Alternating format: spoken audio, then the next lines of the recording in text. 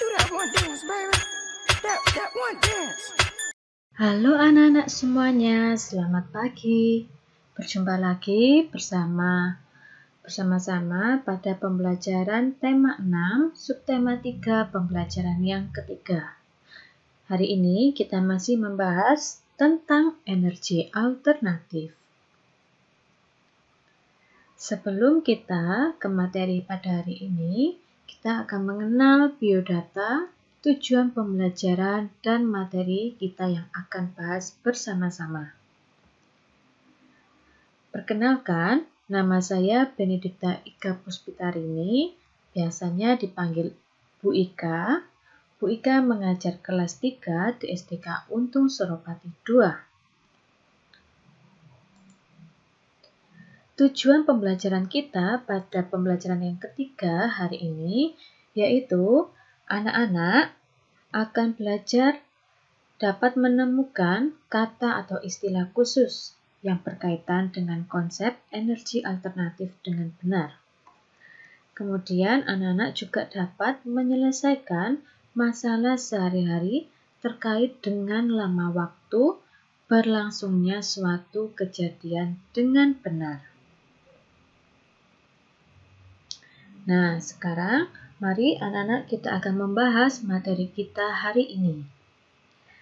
Anak-anak sudah mengetahui beberapa contoh energi alternatif.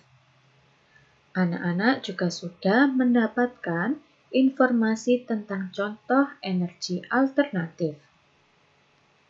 Nah, sekarang kita coba temukan 8 kata yang berkaitan dengan energi alternatif, juga pemanfaatan energi tersebut.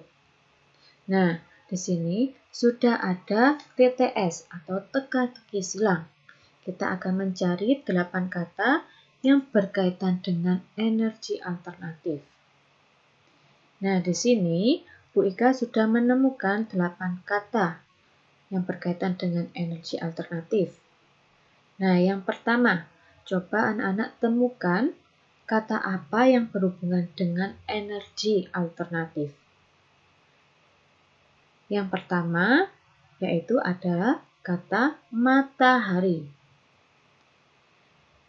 Kemudian ada kata apa lagi anak-anak selain kata matahari?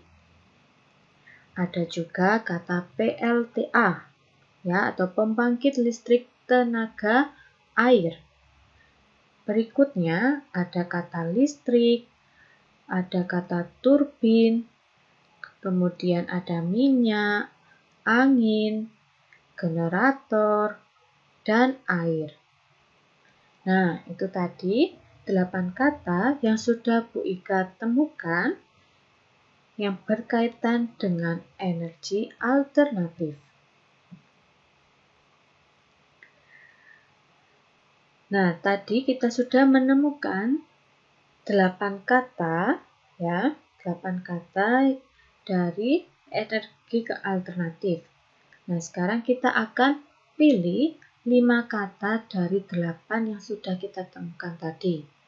Dan kita akan mencari tahu artinya dari setiap kata yang sudah kita temukan tadi.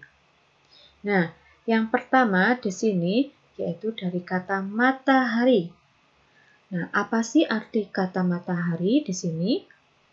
Matahari artinya yaitu benda angkasa berupa pola berisi gas yang mendatangkan terang dan panas pada bumi saat siang hari. Kemudian ada kata listrik. Arti dari kata listrik yaitu energi yang digunakan untuk menghidupkan peralatan. Lalu ada kata turbin, yaitu roda penggeraknya berporos dan digerakkan oleh aliran air, udara, dan uap. Lalu ada kata minyak. Nah, minyak ini artinya adalah cairan yang tidak larut dalam air dan terasa licin apabila kita pegang. Yang terakhir ada kata generator. Nah, generator ini merupakan mesin yang digunakan untuk menghasilkan energi listrik. Nah, jadi 5 kata yang sudah Bu Ika temukan dari 8 kata, kemudian kita mencari arti setiap kata yang sudah berkaitan tentang energi alternatif. Gerak air termasuk salah satu energi alternatif. Semakin kuat gerak air, semakin besar. Semakin besar pula energi yang dihasilkan. Gerak air digunakan untuk menggerakkan turbin atau kincir. Gerakan turbin dapat dimanfaatkan untuk banyak hal, di antaranya menghasilkan listrik dan menggerakkan mesin penggiling gandum. Nah, pernahkah kira-kira anak-anak melihat kincir air? Nah, di sini ada sebuah contoh gambar tentang kincir air.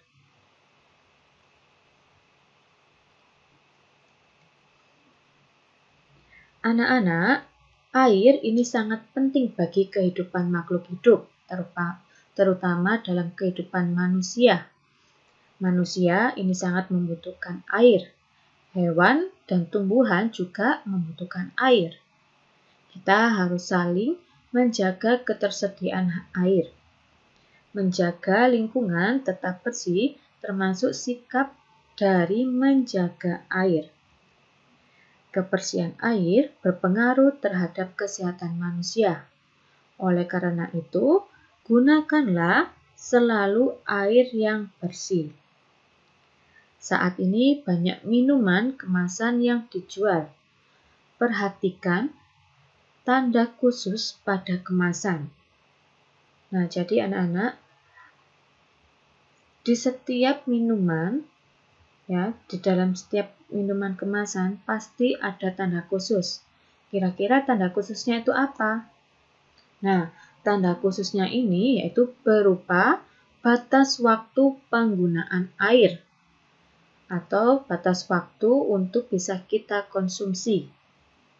Apabila melebihi waktu tersebut, maka minuman dalam kemasan sudah tidak dapat digunakan. Jadi kondisi air setelah tanggal tersebut sudah tidak baik atau tidak untuk dikonsumsi kembali. Jika tetap diminum dapat menyebabkan keracunan. Nah, di sini ada sebuah contoh gambar tentang minuman kemasan. Nah, minuman kemasan ini biasanya terbuat dari bahan kaleng atau bahan dari kardus, yang berbentuk kotak.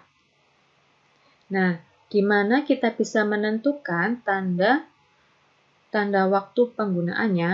Anak-anak bisa melihatnya biasanya terletak di bagian bawah.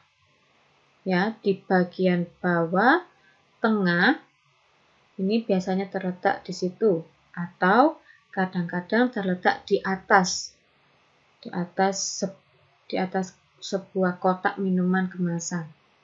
Jadi sebelum anak-anak membeli minuman yang berbentuk kemasan, anak-anak harus cek terlebih dahulu kira-kira tanggal pada kemasan tersebut masih layak atau tidak.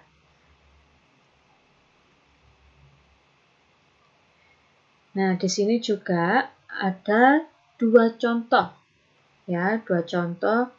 minuman kemasan dan makanan kemasan. Dari kedua contoh ini, masa kemasannya berbentuk dalam kaleng.